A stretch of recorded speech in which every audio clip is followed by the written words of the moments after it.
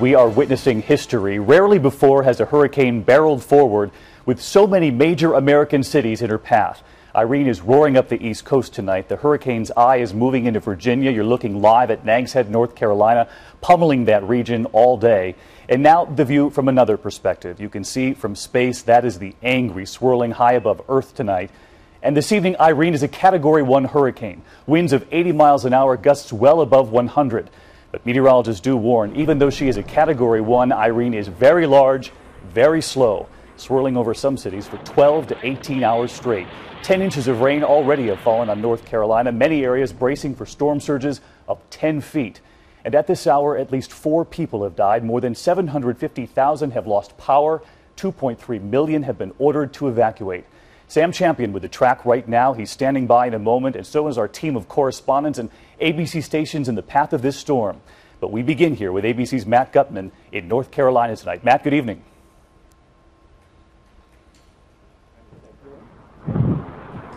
David, we saw today how treacherous this storm can be. We went right into the inner eyewall with a group of storm chasers, and there we felt rain coming down. It felt like needles stinging us right in the face, and the wind made it impossible to walk. That's how powerful it was. And we came back here and we realized that in this type of weather and hurricane, there is literally no safe place. That railing was just ripped off into the ocean behind you. And by the way, the Atlantic there, that was a beach yesterday. The actual ocean was about 200 yards farther down.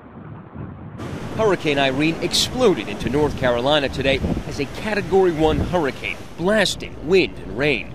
It weakened from its peak strength, but it remains a massive storm, 700 miles wide, and tonight is already being blamed for at least 4 deaths in North Carolina and Virginia. Never seen the waves that big out there. There, an 11-year-old boy was killed after a tree collapsed on an apartment complex. So the eye wall's right there. Yeah, literally right there. Today, ABC News got an exclusive look at the monster storm from the inside, riding along with storm chaser Reed Timmer. Yeah, but that was an intense band that was just on the outside, and then the eye is still to come. We jumped back in to follow the storm, which mercilessly pummeled the mid-Atlantic, thrashing Norfolk and slamming through this Cape Hatteras gas station. So powerful that it knocked this church steeple on its side and ripped roofing tiles and shingles from buildings.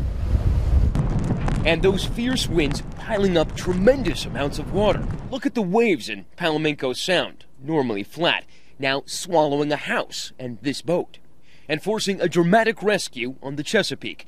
Rescuers had to use a rope to pull out 2 survivors.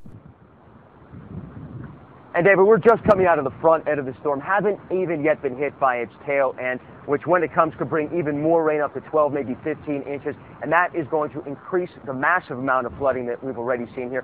Storm surges of 15 feet and even higher. And when the 300,000 people who left here, either for who vacationers or residents, come back here, they're going to have a lot of work to do to pick up the pieces.